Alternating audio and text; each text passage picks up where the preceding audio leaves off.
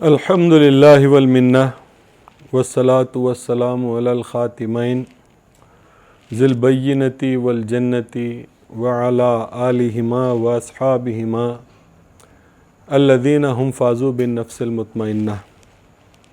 اما بعد، معزز سامعین و سامعات، سب سے پہلے تو میں آپ تمام کو رمضان کریم کی آمد کی تہہ دل کے ساتھ مبارکباد پیش کرتا ہوں. اللہ تبارک و تعالی ہم سب کے لیے اس مہینے کو مبارک بنا دے، جو ہے مبارک، لیکن حقیقت میں اس مہینے کو مبارک بنانے کے لیے یہ ضروری ہوگا کہ ہم اس مہینے کو ویسے جئیں جیسے کہ اس مہینے کو جینا چاہیے، جیسا کہ اللہ نے حکم کیا ہے، جیسا کہ رسول اللہ نے حکم کیا ہے، جیسا کہ ہمارے بزرگان دین نے حکم کیا ہے کہ رمضان کا استقبال کیسے کرنا چاہیے، اس میں کیا کرنا چاہیے، کیا سمجھنا چاہیے، کیا ماننا چاہیے. یہ ساری باتیں ایسی ہیں جو نہایت ضروری ہیں. ان کے بغیر آپ کو حاصل نہیں ہوگا. کوئی بھی کام آپ دیکھیں اور یہ جانیں کہ کام کرنے والے کو کام کرنے کے پیچھے کیا مقصد ہے وہ نہیں معلوم ہے، تو میں سمجھتا ہوں کہ یہ تو بالکل پاگل پن ہوگا کہ انسان کام کرے اور اس کا مقصد نہ جانے. تو ماہ رمضان کی فضیلت، اس کی اہمیت، اس کا مقام، اس کی قدر، اس کی منزلت، یہ ساری چیزیں ایسی ہیں کہ جن کو آپ جتنا جانیں گے اس مہینے سے اتنا زیادہ فائدہ اٹھا سکیں گے. اللہ نے بے شمار نعمتیں، رحمتیں، برکتیں اس مہینے میں رکھی ہیں. حدیث شریف میں آیا ہے، اللہ کے رسول نے فرمایا، من قام فی شہر رمضان فغفر له ما تقدم ذنبہ. جس نے رمضان کے مہینے میں نماز پڑھی، گویا کہ اللہ نے اس کے سارے پچھلے گناہ بخش دیے. من صام فی شہر رمضان فغفر له ما تقدم ذنبہ. جس نے رمضان کے مہینے کے روزے رکھے، اللہ اس کے سارے پچھلے گناہ بخش دے گا، اس کے سارے گناہوں کو معاف فرما دے گا. یہ کتنی بڑی اپورچونٹی ہے. ہم انسان as humans we know we are bound to make mistakes. We do make mistakes. Nobody is an angel. Irrespective of how much practicing Muslim he is, irrespective of how much knowledgeable Muslim he is, a person is bound to make mistakes and he can never be perfect. So given the fact that the imperfectness is the nature of a human, such an opportunity is given to you that whatever wrongdoings you have done in the entire year, whatever deeds you have failed to do during the whole year, Ramzan is the month, Ramzan is the time where if you do namaz, if you do roza, Allah Tabarak wa Ta'ala will forgive you for everything that you have done and for everything that you have failed to do. Doing wrong things deserves punishments, but Allah Tabarak wa Ta'ala is so merciful that He is there to forgive you. So we have to make sure that we do whatever it takes to please Allah subhanahu wa ta'ala so that He forgives us. رمضان ایک ایسا مہینہ ہے جس میں اللہ نے اپنے عظیم الشان کلام کو نازل فرمایا. انا انزلناہ فی لیلۃ مبارکہ، کہ ہم نے قرآن مجید کو ایک مبارک رات میں نازل فرمایا. پھر سورۃ القدر تو آپ سب جانتے ہیں کہ اللہ تبارک و تعالیٰ فرما رہا ہے، انا انزلناہ فی لیلۃ القدر، ہم نے اس قرآن کو لیلۃ القدر میں نازل کیا ہے. یہ اللہ تبارک و تعالیٰ کا عظیم الشان کلام جس کو اللہ نے لیلۃ القدر میں نازل کیا، یہ ایک ایسی عظیم رات ہے جس کا استقبال چاہے جتنے جوش و خروش کے ساتھ کیا جائے کم ہے، کیونکہ یہ کوئی معمولی رات نہیں ہے. لوگ یہ سمجھتے ہیں کہ اللہ تعالیٰ نے قرآن مجید کو نازل کیا ہے اس رات میں، اس وجہ سے اس رات کی بہت اہمیت ہے، اس کی بہت فضیلت ہے. لیکن واقعہ یہ ہے کہ اللہ تبارک و تعالیٰ نے قرآن مجید میں یہ نہیں فرمایا کہ ہم نے قرآن مجید کو جس رات میں نازل کیا ہے، قرآن نازل کرنے کی وجہ سے وہ رات قدر والی ہو گئی، بلکہ اللہ یہ کہہ رہا ہے کہ ہم نے قدر والی رات میں قرآن کو نازل فرمایا ہے، یعنی یہ وہ رات ہے جو پہلے ہی سے قدر والی تھی، جس کا انتخاب اللہ تبارک و تعالیٰ نے اپنے کلام کے نزول کے لیے کیا ہے۔ تو رات پہلے ہی سے قدر والی تھی، اور قرآن مجید کے نزول کی وجہ سے اس رات کا مقام اور بھی بڑھ گیا، اس رات کی عظمت اور بھی بڑھ گئی، اس رات کی برکت اور بھی بڑھ گئی۔ تو ایسے عظیم موقع کو ہم بحیثیت مہدوی، سارے مہدوی ساری دنیا میں جہاں کہیں بھی بستے ہوں، کینیڈا میں ہوں، امریکہ میں ہوں، گلف میں ہوں، انڈیا میں ہوں، آسٹریلیا میں ہوں، چاہے جہاں کہیں ایک مہدوی رہے، وہ رمضان کا بہت اہتمام کرتا ہے، اور بالخصوص شب قدر کا بہت زیادہ اہتمام کرتا ہے، کیونکہ وہ اس کی اہمیت کو جانتا ہے، اس کی اہمیت کو سمجھتا ہے۔ اللہ تبارک و تعالیٰ نے رمضان کو سارے سال کے مہینوں میں سب سے زیادہ فضیلتیں عطا فرمائی ہیں، اور رمضان مہینے میں سارے کے سارے مہینے میں اللہ تبارک و تعالیٰ نے شب قدر کو سب سے زیادہ فضیلت عطا فرمائی ہے۔ یہ پورے رمضان کا پیک ہے جس میں اللہ کی رحمت جوش میں ہے۔ اللہ تعالیٰ قرآن مجید میں فرماتا ہے تنزل الملائکۃ والروح فیہا، اس میں اللہ تبارک و تعالیٰ اپنے فرشتوں کو اور جبرائیل کو نازل فرماتا ہے اس دنیا پر، اس کی رحمت جوش میں وہ دینا چاہتا ہے، وہ دینے کے لیے بیٹھا ہے۔ کوئی ہاتھ بڑھا کر مانگے، کوئی اپنے دل کے خشوع و خضوع کے ساتھ اللہ کی بارگاہ میں کھڑا ہو اور اللہ سے اس کی رحمت کو طلب کرے، وہ دینے کے لیے بیٹھا ہوا ہے۔ وہ چاہتا ہے کہ آپ مانگیں، وہ چاہتا ہے کہ آپ کچھ ایسا کریں کہ وہ آپ سے خوش ہو کے آپ کو وہ ساری نعمتیں دے دے جو وہ دینے کے لیے بیٹھا ہوا ہے۔ تو اس مہینے کا مقام، اس مہینے کی اہمیت سب سے زیادہ، اور اس مہینے میں بھی سب سے زیادہ اہمیت شب قدر کی ہے، اور اس شب قدر کے معاملے میں ہم مہدوی blessed ہیں۔ We are the blessed people among all Muslim communities from around the world، کیونکہ سارے کے سارے لوگ شب قدر کو یا تو آخری دہے میں ڈھونڈتے ہیں، احادیث میں بڑا اختلاف ہے، کوئی آخری دہے میں ڈھونڈ رہے ہیں، کوئی سارے رمضان میں ڈھونڈ رہے ہیں، کوئی سال تمام میں ڈھونڈ رہے ہیں، کسی کا خیال شعبان کی شب ہے۔ احادیث مختلف المعنی آپ کے سامنے موجود ہیں۔ if you get into that you will be confused۔ اتنی ساری مختلف باتیں ہیں کہ آپ کنفیوز ہو جائیں گے۔ ایک عمومی بات جو چل رہی ہے وہ 27ویں کے تعلق سے زیادہ قوی حدیثیں اور زیادہ تعداد میں حدیثیں آئی ہیں، اس وجہ سے لوگ 27ویں پہ emphasize کرتے ہیں، لیکن اس کے باوجود they do not have the conviction, they do not believe authentically that 27th night of Ramzan is Shab Qadr۔ Inshallah we will discuss about this later tonight۔ اس مقام پر میں آپ سے یہ عرض کرنا چاہتا ہوں کہ یہ ایک بہت رحمت والی رات ہے، بہت برکت والی رات ہے۔ اس کی تفصیل میں آپ کو بیان کرتا ہوں کہ ایک مرتبہ رسول اکرم صلی اللہ علیہ وسلم اپنے صحابہ کے ساتھ تشریف فرما تھے۔ آپ نے حضرت شمون کا واقعہ اپنے صحابہ کو سنایا اور فرمایا کہ 1000 مہینے تک انہوں نے رات تمام اللہ کی عبادت میں گزاری، دن تمام روزہ رکھا، اور روزے کی حالت میں انہوں نے جہاد بھی کیا۔ آپ تصور کیجئے 1000 مہینے یعنی 83 سال 4 مہینے یعنی 83.33 ایئرس، تو یہ 83 سال 4 مہینے کی عمر انہوں نے روزے رکھ کر، جہاد فی سبیل اللہ کر کر، اور رات تمام اللہ کی عبادت میں گزار کر جو ہے اپنی زندگی بسر کی۔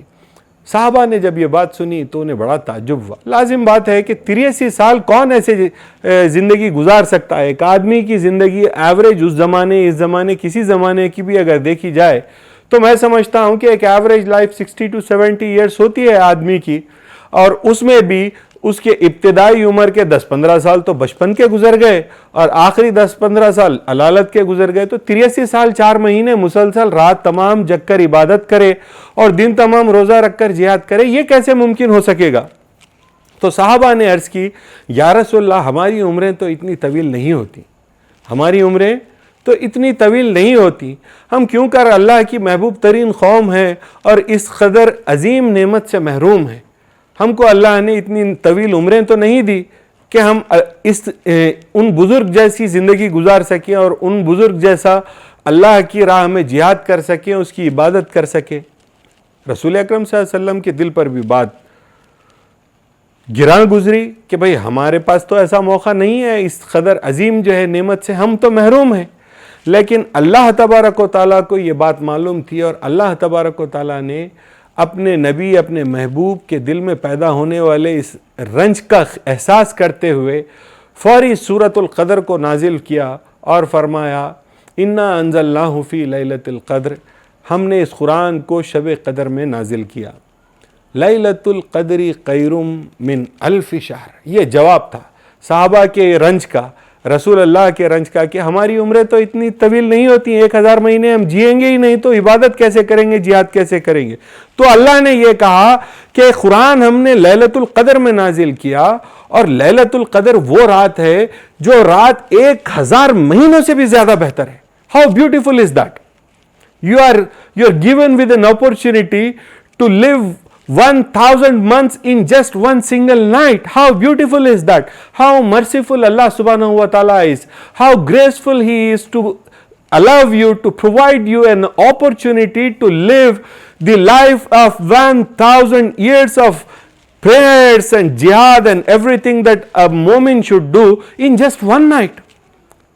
Such an opportunity is given to you.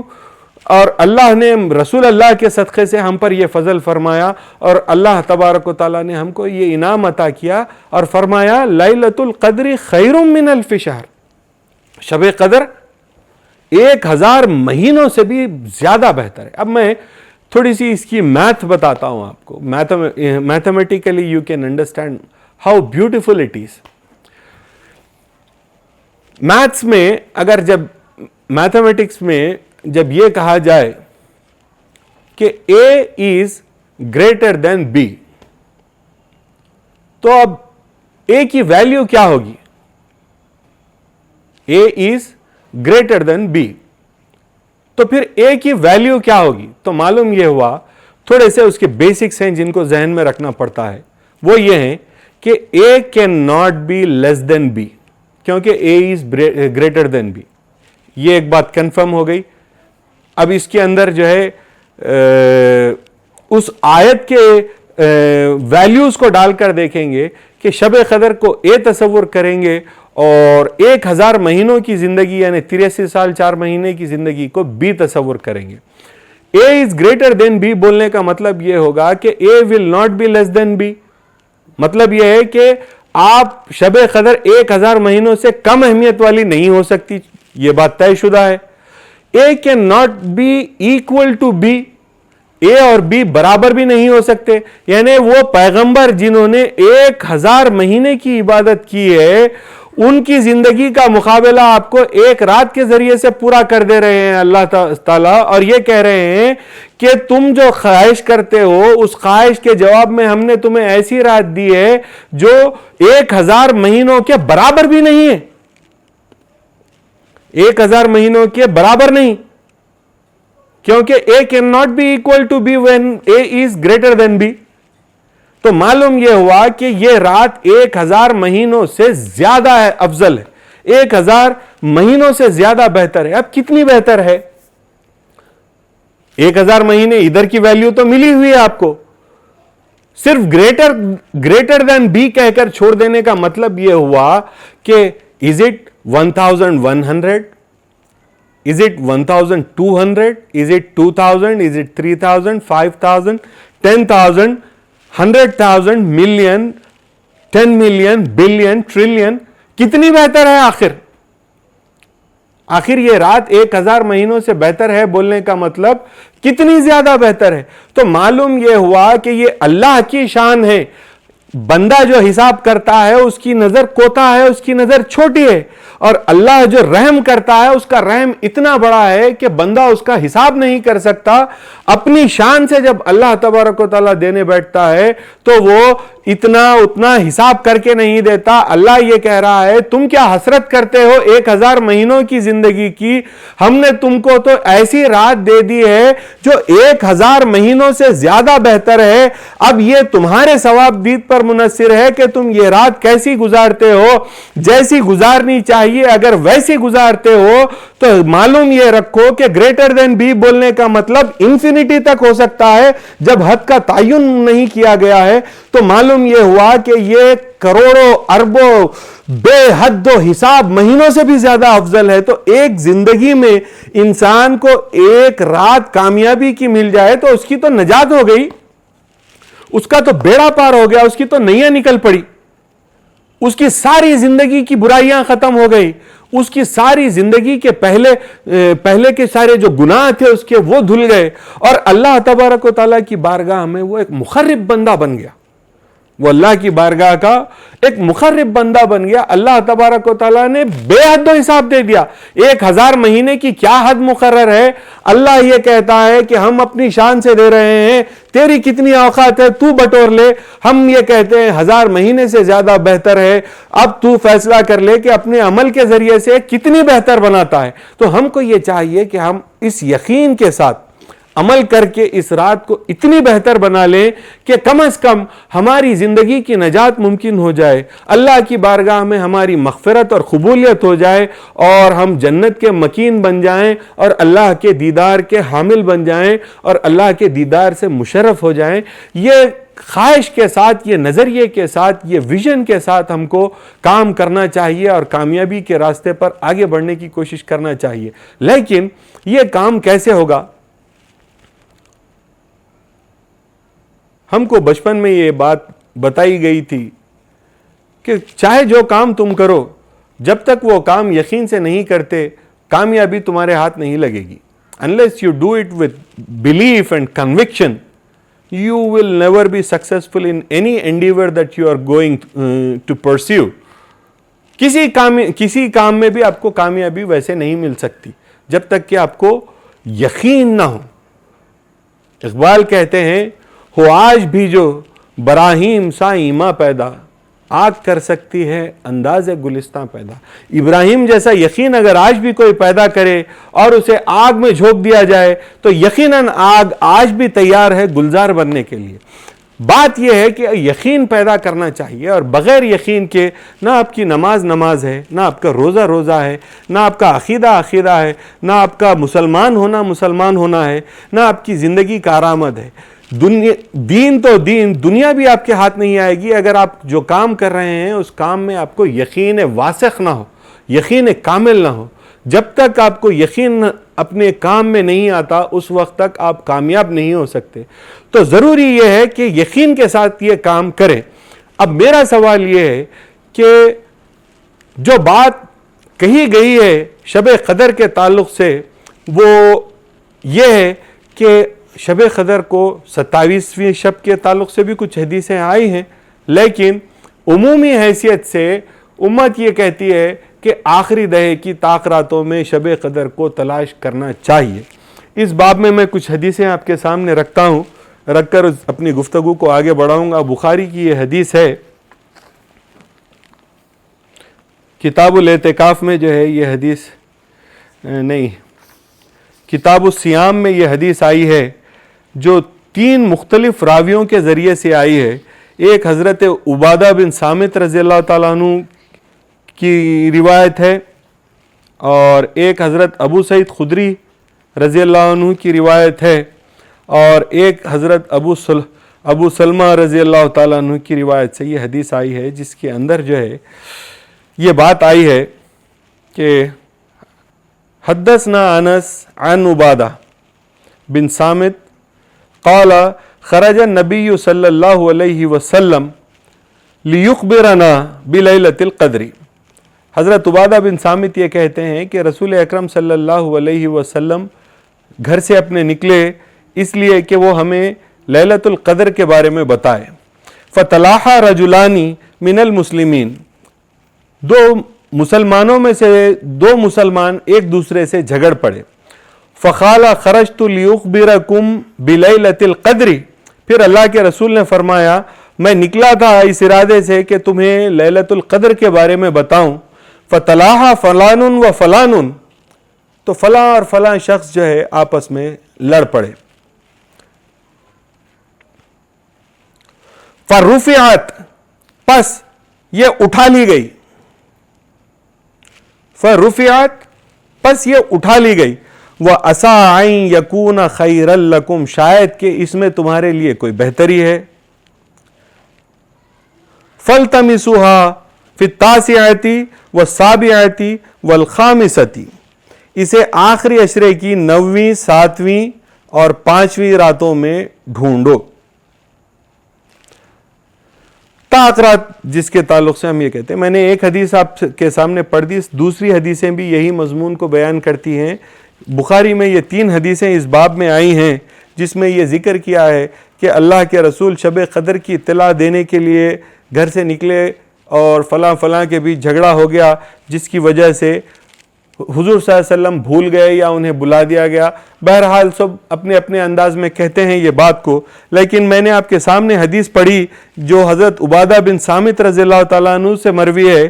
اور یہاں پر جو ہے ایک بات یہ ہے کہ جو لفظ کا استعمال کیا گیا ہے وہ رفعت ہے، یعنی اٹھا لی گئی. اب لیلۃ القدر اٹھا لی گئی بولنے کے بعد ڈھونڈنے کے حکم کی بات سمجھ میں نہیں آتی.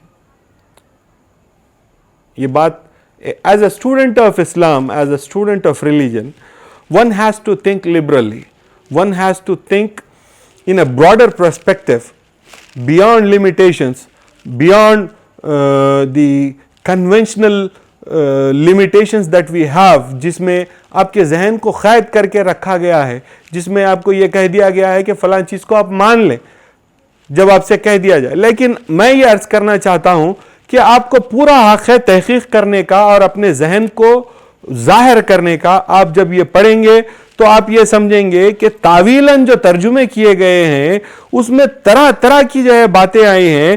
اب اس کے اندر جو ہے، اب یہ جو کتاب میرے ہاتھ میں ہے اس کے اندر بھی جو ہے جو الفاظ کا استعمال کیا گیا ہے، اس میں دیکھیے آپ یہ لکھتے ہیں لیکن فلاں آپس میں جھگڑ پڑے اس لیے اس کا علم مجھ سے اٹھا لیا گیا. اب آپ بیان کیجئے کہ اٹھا لیا گیا، علم اٹھا لیا گیا، یہ دو باتوں میں فرق نہیں ہے. غور فرمائیے کہ آپ کو جو ہے حدیث ایک پڑھ دیں گے، عربی کی عبارت اور ترجمہ ایک کر دیں گے اور آپ ان کی بات سن کر چلے جائیں گے اور آ کر یہ کہیں گے کہ ارے بھائی اس نے تو حدیث پڑھی تھی اور حدیث کا ترجمہ ہمارے سامنے کیا. وہ بات تو صحیح ہے، لیکن آپ سے میں عرض کرنا چاہتا ہوں کہ یہاں پر علم کی بات ہے کہاں آخر؟ یہاں پر علم کی بات ہے کہاں آخر؟ اس کے اندر جو بات آئی ہے وہ یہ ہے کہ فقال فخرجت لاخبرکم بلیلۃ القدر، میں گھر سے نکلا اس خیال سے کہ تمہیں لیلۃ القدر کے بارے میں بتاؤں. فتلاحا فلان و فلان، اور فلاں فلاں آپس میں جھگڑ پڑے. فرفعت، پس اٹھا لی گئی، ایک ہی لفظ ہے فرفعت، پس اٹھا لی گئی. اب یہ جو ترجمہ نگار ہیں انہوں نے ترجمہ جو کیا ہے اس میں ترجمہ یہ کیا ہے کہ اس لیے اس کا علم مجھ سے اٹھا لیا گیا. یہ کہاں سے آئی بات؟ خدا را غور فرمائیے، کیا ظلم ہو رہا ہے؟ یہ کس کے تعلق سے بات ہو رہی ہے؟ یہ کس کے بارے میں کہا جا رہا ہے کہ شب قدر کا علم رسول اللہ سے اٹھا لیا گیا ہے؟ As a student of religion, as a student of Quran, میں جب اپنی معلومات کو کھنگال کر دیکھتا ہوں تو رسول اکرم صلی اللہ علیہ وسلم کا وہ واقعہ میرے سامنے موجود ہے جس میں رسول اکرم صلی اللہ علیہ وسلم پر سب سے پہلے وہی نازل ہوئی، اقرأ باسم ربک الذی خلق. جب اللہ تبارک و تعالیٰ نے اقرا کی آیت کو نازل فرمایا، غار حرا کا واقعہ ہے، حدیثوں میں آپ کے سامنے موجود ہے اور قرآن مجید کی آیات بھی اس پر استدلال کرتی ہیں. جو لوگ حدیثوں کو نہیں مانتے صرف قرآن کو مانتے ہیں ان کے لیے بھی میں آیات پیش کر دوں گا جو اس واقعے سے متعلق ہے. تو اس میں بات یہ ہے کہ رسول اکرم صلی اللہ علیہ وسلم کو جب آیت پڑھائی گئی، جبرائیل نے پڑھائی تو وہ جلدی جلدی بولنے لگے. وہ جلدی جلدی بولنے لگے. تو اللہ تبارک و تعالیٰ کا حکم آیا, لا تحرک لسانک لتعجل بہ, یعنی اپنی زبان کو تم حرکت بھی نہ دو جلدی میں. ان علینا جمعہ وقرآنہ, یہ ہماری ذمہ داری ہے اس کو تمہارے سینے میں محفوظ رکھنا, یا اس کو گیدر کرنا, جمع کرنا, اور پھر تمہارے زبان سے اس کا بیان کروانا, یہ ہمارے ذمے ہے. تو میں آپ سے یہ عرض کرنا چاہتا ہوں کہ اتنا ضخیم قرآن مجید جس کو یاد کرنے کے لیے ایک بریلینٹ اسٹوڈنٹ بھی اگر کوشش کرے کم عمری میں تو کم از کم 2-2.5 سال اسے لگ جاتے ہیں. اتنا ضخیم قرآن مجید جس کو حفظ کرنے کے بعد بھی یاد رکھنے کے لیے قرآن مجید کے ایک نسخے کی ضرورت ہوتی ہے جس میں وہ حافظ پڑھتے رہتا ہے تاکہ اس کا علم زندہ رہے, اس کا علم تازہ رہے. اللہ کے رسول صلی اللہ علیہ وسلم پر جب آیت نازل ہوئی تو ایک ہی مرتبہ پڑھی گئی اور اللہ کے رسول کے دل میں وہ محفوظ ہو گئی. جنگیں ہو رہی ہیں, آیات نازل ہو رہے ہیں, مصیبتیں آ رہی ہیں, آیات نازل ہو رہی ہیں, گھر میں سے میتیں نکل رہی ہیں, آیات نازل ہو رہی ہیں, سواری پر چل رہے ہیں, آیات نازل ہو رہی ہیں, خوشی میں ہیں, آیات نازل ہو رہی ہیں, غم میں ہیں, آیات نازل ہو رہی ہیں. زندگی کے ہر موقع پر اللہ تبارک و تعالیٰ نے اپنے محبوب پر آیت کو نازل فرمایا, اور اللہ نے یہ فرمایا تھا کہ لا تحرک لسانک, اپنی زبان کو حرکت بھی مت دو. ان علینا جمعہ وقرآنہ, یہ ہم پر ہے کہ اس کو جمع کریں اور اس کا بیان تمہارے ذریعے سے, اس کو پڑھوائیں تمہاری زبان سے. تو اللہ نے جب یہ ذمہ لیا تھا تو اس کا ثبوت بھی یوں دیا کہ ایک مرتبہ یوں بیان ہو گئی آپ کے اوپر آیت. آپ نے فرمایا وحی کی قسم آپ کو کیسے سنے آتی ہے, تو آپ کبھی وہی مکھیاں جب گنگناتی ہیں تو اس گنگناہٹ کی طرح آپ کو سنے آتا ہے. پھر آپ نے فرمایا وہ گھنٹے کی طرح مجھے کان میں آوازیں آتی ہے. تو اس طرح غیر مانوس قسم کی آوازوں سے سن کر اللہ کے رسول ایک ہی مرتبہ میں آیات کو یاد رکھ کر پورا کا پورا قرآن اپنے دل میں, اپنے ذہن میں محفوظ رکھتے ہیں, جبکہ جنگیں ہو رہی ہیں. نہ صرف لوگ مسلمانوں کی دوسروں سے جنگیں ہو رہی ہیں بلکہ مسلمانوں کے آپس میں بھی تو جھگڑے ہو رہے تھے, جس کا ثبوت یہ حدیث سے ظاہر ہوتا ہے کہ فتلا فلانن و فلانن, فلاں آپس میں لڑ پڑے. تو معلوم یہ ہوا کہ مسلمانوں کے بیچ میں بھی جھگڑے ہوتے رہے ہیں. قرآن مجید کی آیات نازل ہوئی ہیں, اللہ نے پورا کا پورا قرآن ایک حرف کی کمی کے بغیر, ایک ایک حرف کے ساتھ اللہ تبارک و تعالیٰ نے اپنا کلام اپنے نبی کے دل میں محفوظ فرما دیا. ایک تاریخ یاد کر رکھوانا کیا بڑا کام تھا. ایک تاریخ کو یاد رکھوانا یہ ایسا کیا بڑا کام تھا.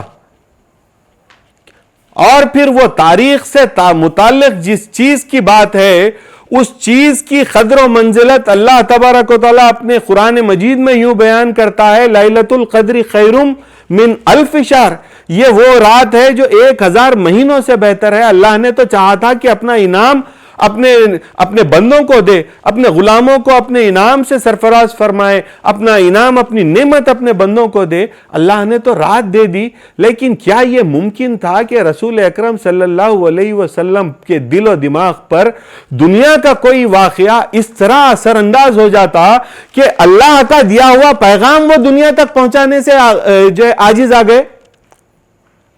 نعوذ باللہ من ذالک. کیا کوئی بھی واقعہ اتنا بڑا ہو سکتا ہے کہ رسول اکرم صلی اللہ علیہ وسلم اللہ کی دی ہوئی نعمت امت تک پہنچانے سے رک جائیں, بھول جائیں؟ والی بات ہوگی. رسول اکرم صلی اللہ علیہ وسلم معصومن الخطا ہیں, جن سے کوئی خطا نہیں ہو سکتی. آپ ہر غلطی سے محفوظ ہیں, ہر خطا سے محفوظ ہیں, ہر بھول سے محفوظ ہیں, تبھی تو وہ نبی اللہ ہیں, خلیفت اللہ ہیں. رسول اکرم صلی اللہ علیہ وسلم نے کسی آیت کا ایک حرف آپ تک پہنچانے میں کمی نہیں کی. تو جس تاریخ کے عوض یہ ہوتا ممکن کہ اگر اس رات کے بارے میں معلوم ہو جاتا تو امت کی نجات اور مغفرت ممکن ہوتی, وہ تاریخ پہنچانا بھول گئے.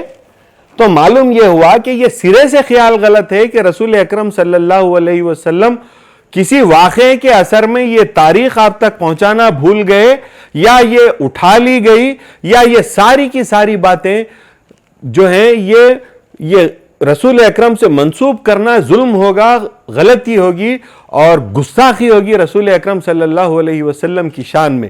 اس فقیر کا یہ عقیدہ ہے اور اس فقیر کا یہ ماننا ہے۔ اس سے ہٹ کے اگر کوئی بات ہے تو کوئی آگے آئے اور مجھے سمجھائے کہ کیا بات ہے۔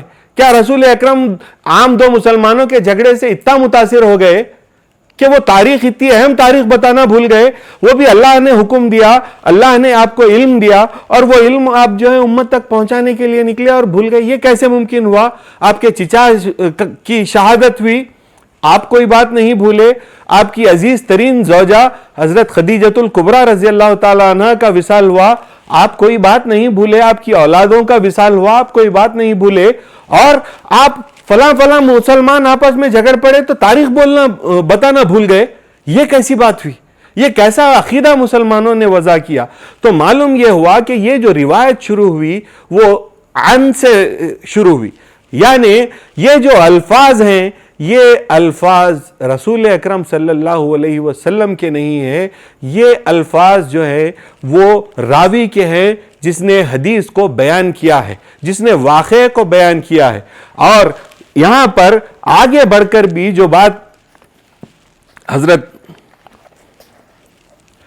عبادہ بن صامت رضی اللہ تعالیٰ عنہ رسول اکرم صلی اللہ علیہ وسلم کی طرف سے کہہ رہے ہیں، آپ کو یہ کہنا پڑے گا کہ رسول اللہ اپنے متعلق جو کہ نبوت کے منصب پر فائز ہیں، صاحب شریعت ہیں، اپنے متعلق نسیاں یا بھول کی بات نہیں کہہ سکتے، کیونکہ اللہ نے آپ کو غلطی سے محفوظ رکھا تھا۔ گویا آپ کو یہ کہنا پڑے گا کہ یہ روایت بیان کرنے والوں نے اپنے خیال کو رسول اکرم صلی اللہ علیہ وسلم کے الفاظ کہہ کر بیان کر دیا۔ ہم ان کی نیت پر شک نہیں کرتے، ہم ان کے کہنے پر جو ہے گمان نہیں کرتے کہ ان کا مقصد کوئی غلط ہوگا، لیکن ان سے یہاں پر غلطی سرزد ہوئی کہ انہوں نے نسیاں کے الفاظ رسول اکرم صلی اللہ علیہ وسلم سے منسوب کر دیے، کیونکہ رسول اکرم کے تعلق سے اجماع کا یہ اتفاق ہے کہ آپ معصوم عن الخطا ہیں۔ نہ صرف رسول اکرم بلکہ سارے انبیاء خطا سے محفوظ ہوتے ہیں، اللہ ان کو غلطی سے محفوظ رکھتا ہے۔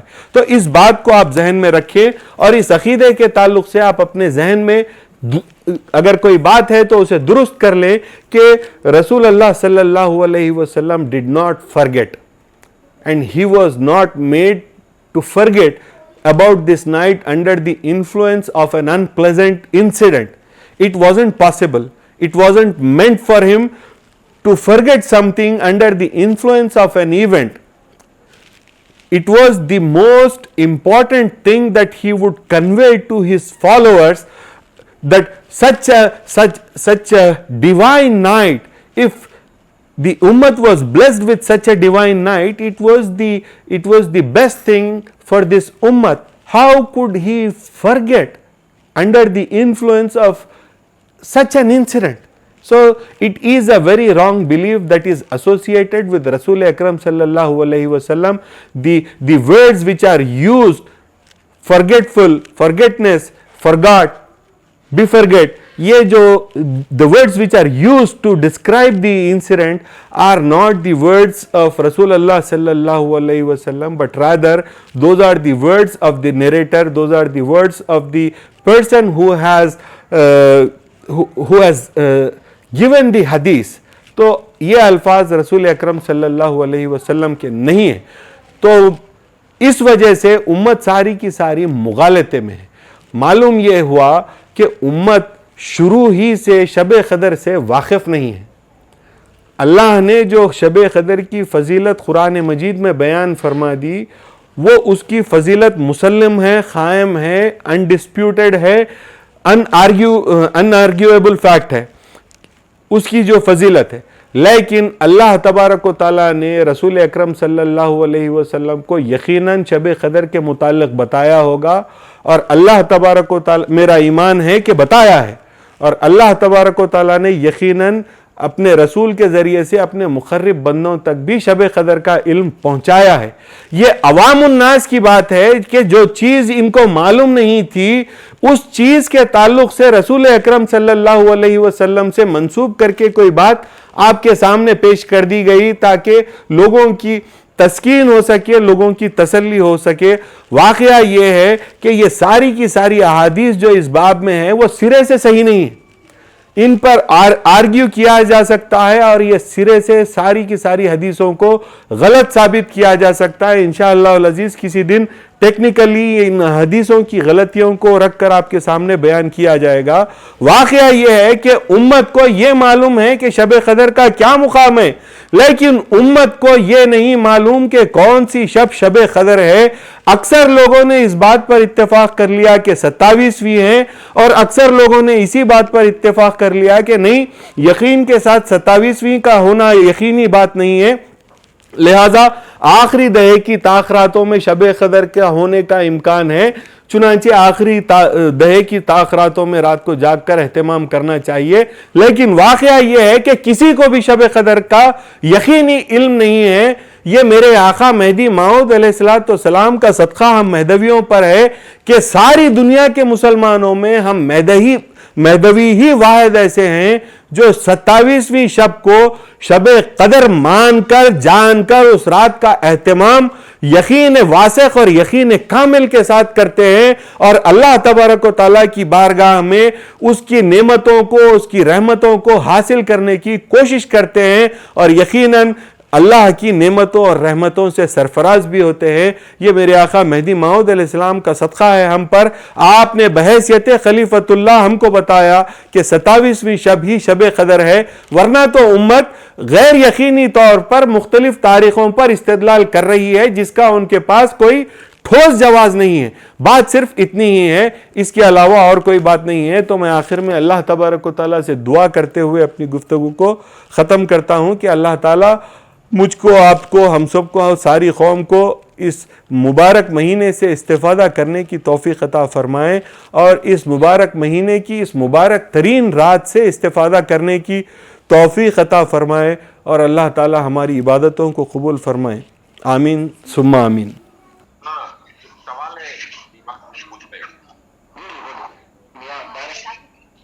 السلام علیکم. وعلیکم السلام ورحمۃ اللہ. جی میرا سوال یہ ہے کہ اپنے مہدویت میں جو ہے رمضان کے آخری دہا میں اعتکاف کا کیا, اعتکاف کے بارے میں کچھ بتائیں, عورتوں کے لیے بالخصوص عورتوں. بالکل بیٹھ سکتی ہیں عورتیں, اپنے گھر میں اعتکاف میں بیٹھ سکتی ہیں. ہمارے پاس طریقہ رہا ہے, پہلے بھی بیٹھتی رہی ہیں, آج بھی بیٹھتی ہیں الحمدللہ. تو بالکل عورتیں بیٹھ سکتی ہیں, آخری دہے میں بھی بیٹھ سکتی ہیں. اور ہمارے پاس عموماً جو ہے ایسا رہا ہے, چونکہ ہم شب قدر 27ویں کو مانتے ہیں, تو 27ویں کے بعد اعتکاف میں بیٹھ جاتے ہیں, تو پھر عید کا چاند دیکھ کر اٹھتے ہیں. جو لوگ شروع سے بیٹھنا چاہتے ہیں وہ یقیناً 10 دن آخر کے بیٹھ سکتے ہیں اعتکاف. اس کی بھی روایات ہمارے پاس قدیم روایات موجود ہیں کہ ہمارے پاس یہ دائروں میں طریقہ رہا ہے کہ لوگ آخری دہے میں بیٹھے ہیں. تو عورتیں تو یقیناً بالکل بیٹھ سکتی ہیں اپنے گھر میں اعتکاف. طریقہ یہ ہے کہ اپنے آپ کو جو ہے کسی گھر کے کسی مخصوص حصے میں سیکلوٹ کر لیں, جس کو ہم اپنی زبان میں کہتے ہیں عزلت.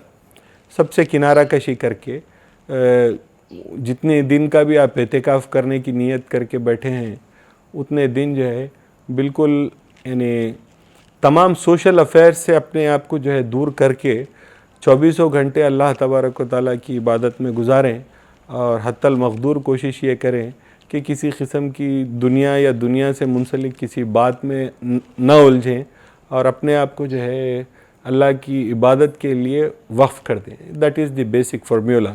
آپ اپنے آپ کو سیکلوٹ کر لیں کسی کمرے میں. جی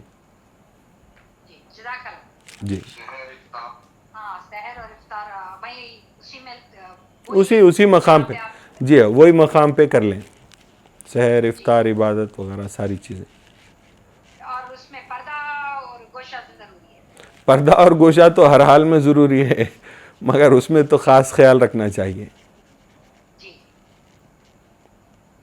جزاک اللہ. جی السلام علیکم. میاں ایک سوال ہے، ادر دین ذکر اللہ what needs to be done on شب قدر؟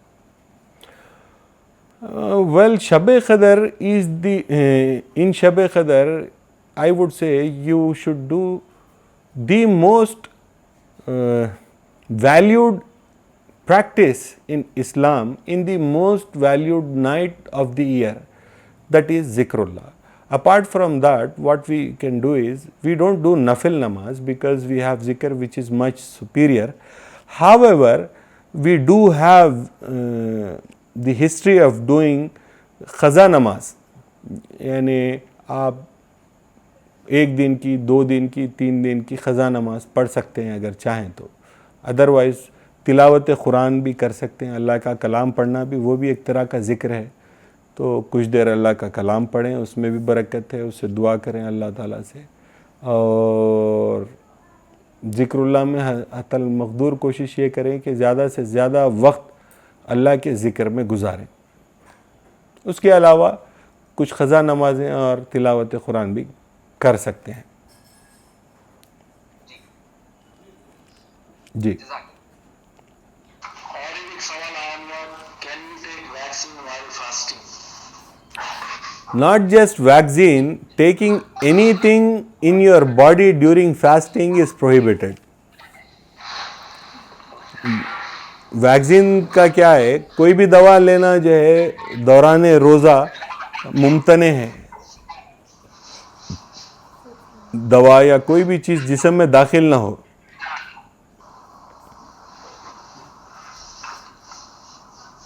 تو روزے میں ویکسین لینے کو اپروو تو نہیں کروں گا میں.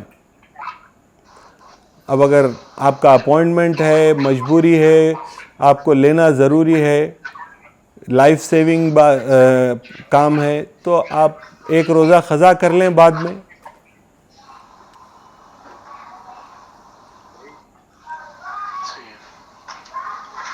جی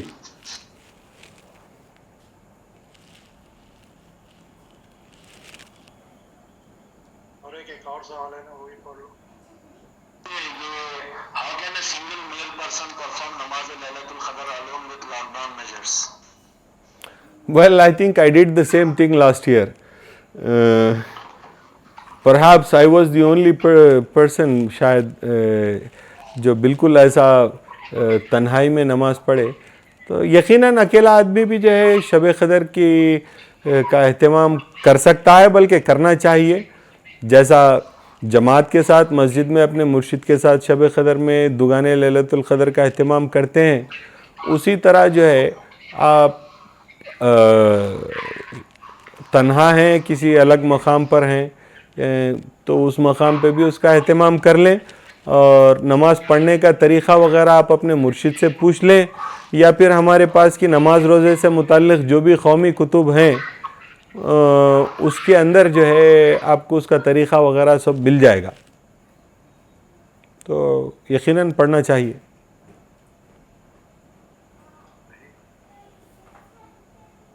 میاں ایک سوال ہے، یہ چاند کے سلسلے میں ہے. جی. How large should area be considered while sighting the moon? ایک دن کی مسافت اس زمانے کے حساب میں سٹینڈرڈ یہ تھا کہ ایک دن کی مسافت اوور نائٹ، یا صبح نکلے شام میں پہنچ جائے، یا شام میں نکلے صبح میں پہنچ جائے.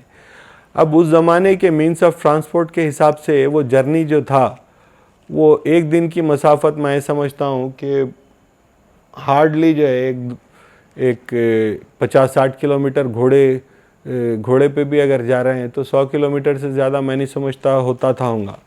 بہرحال ایک اسٹینڈرڈ جو ہے وہ بنانا چاہیے کہ مطلع لانگیٹیوڈنلی لیٹیٹیوڈنلی آپ کا ہو، اور آپ کے ملک کا حصہ ہو.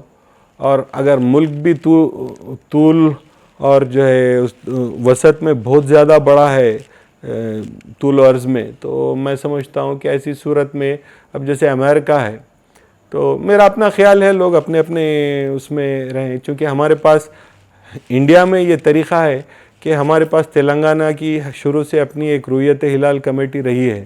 کرناٹک میں چاند آتا ہے تو لینا چاہیں تو لیں یا نہیں لینا چاہیں تو نہ لیں. وہ لوگ اپنے طور پر ہمارے پاس کی جو ہے وہ کمیٹی کا اعلان ہوتا ہے. دلی والے اپنا چاند دیکھتے ہیں, وہاں پر بھی جو ہے الگ ہوتا ہے. گجرات وغیرہ یہ سارے نارتھ کے, نارتھ ایسٹ کے یا نارتھ ویسٹ کے یا پھر ساؤتھ کے لوگ اپنے اپنے مطلع پر چاند دیکھتے ہیں. تو میں یہ سمجھتا ہوں کہ ایک دن کی مسافت جو کار سے کی جا سکتی ہے, یعنی آپ چاند دیکھ کر اطلاع کر دیں. اب اس زمانے میں ٹیلی گرام یا فون وغیرہ, ای میل, واٹس ایپ, یہ ساری چیزوں کی سہولت تو نہیں تھی. اب آج کا حساب اگر دیکھیں تو اس اسٹینڈرڈ کے حساب سے دنیا کے کسی بھی کونے میں چاند نظر آیا تو ایک لمحے کے اندر ساری دنیا کو انفارمیشن پہنچ جا سکتی ہے. تو ساری دنیا ہی مطلع ہو گئی آپ کی, تو وہ تو نہیں ہو سکتی بات. تو ایک اسٹینڈرڈ پروسیجر بنانا پڑے گا کہ آپ کا مطلع جو ہے اس کا تعین ہو جائے. تو میرا ایسا خیال ہے کہ ایک دن کی مسافت جو کار میں ہو سکتی ہے, اب انڈیا میں ہم ڈرائیو کر کے جاتے ہیں تو 400-500 کلومیٹر جو ہے پاسبل ہے ایک دن میں سفر کرنا. اور امریکہ یا کینیڈا یا پھر آسٹریلیا, یورپ وغیرہ, گلف یہ علاقوں میں شاید اس سے کچھ زیادہ ڈرائیو کر سکتے ہوں گے, 800-1000 کلومیٹر ڈرائیو کر سکتے ہوں گے. تو اس اعتبار سے مطلع کا تعین کر لینا چاہیے. آپ کے مطلع پر چاند نظر آئے تو آپ کے لیے روزہ ہے, آپ کے مطلع پر چاند نظر آئے تو آپ کے لیے عید ہے.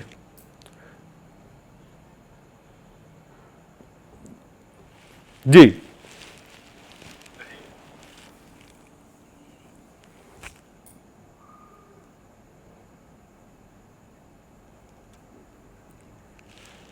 اور کچھ وضاحت. جی ایک کوشچن ہے, واز قرآن نزول started in لیلۃ القدر اور قرآن نزول was completed in لیلۃ القدر؟ It was started in لیلۃ القدر. It was started in لیلۃ القدر, not ended, because رسول اکرم صلی اللہ علیہ وسلم received وحی till his last breath. آخری سے آخری وقت تک آپ کو جو ہے وحی آتی رہی. And it was not Ramzan in which he departed from this world.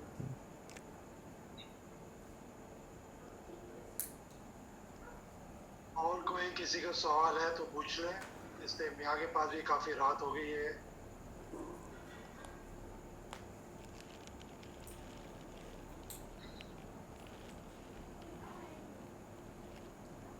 لگتا ہے سب کوئی سوال نہیں ہے میاں. پہ انشاءاللہ پھر میں سمجھتا ہوں کہ ختم کرتے ہیں.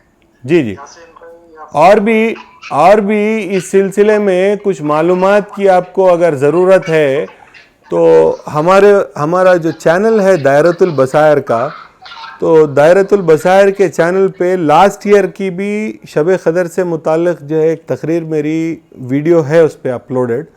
تو آپ کو اس میں بھی اور بھی کچھ معلومات اگر آپ کو چاہیے تو اس میں بھی جو ہے آپ کو مل جائیں گی. اور میں سمجھتا ہوں آج کچھ چیزیں میں آج بھی کور کر چکا ہوں جو پہلے بھی کیا تھا.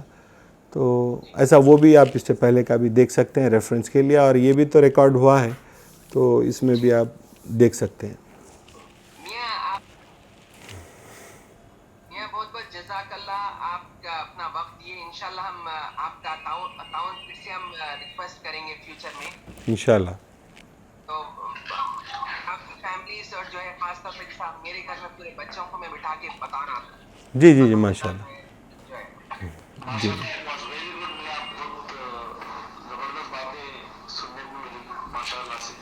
الحمد للہ.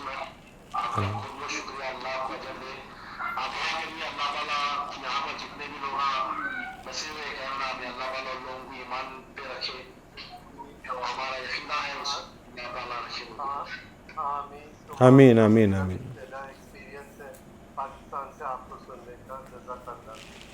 السلام علیکم. آپ سب لوگوں کو بہت بہت شکریہ کہ آپ نے مجھے بھی اطلاع دی. جی شکریہ, جزاک اللہ.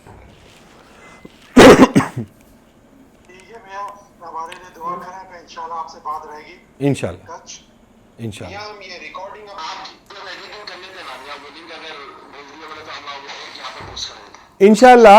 آپ جو ہے وہ ایک فون نمبر ہے دائرۃ البصائر کے کوآرڈینیٹر ہیں سید فیضان مشرف میسور سے. میرے پاس ہے, ان سے کانٹیکٹ کر کے جی ان سے کانٹیکٹ کر لیتا ہوں. ہاں, تو ان سے کانٹیکٹ کر لیجئے اور آپ کو جو ہے لنک مل جائیں گا. اور وہ ویسے بھی ان کی براڈ کاسٹ لسٹ میں آپ اپنے نمبر اگر ایڈ کروا دیں گے تو وہ براڈ کاسٹ میں آپ لوگوں کو بھی جو ہے میسیجز پہنچ جاتے ہیں انشاءاللہ.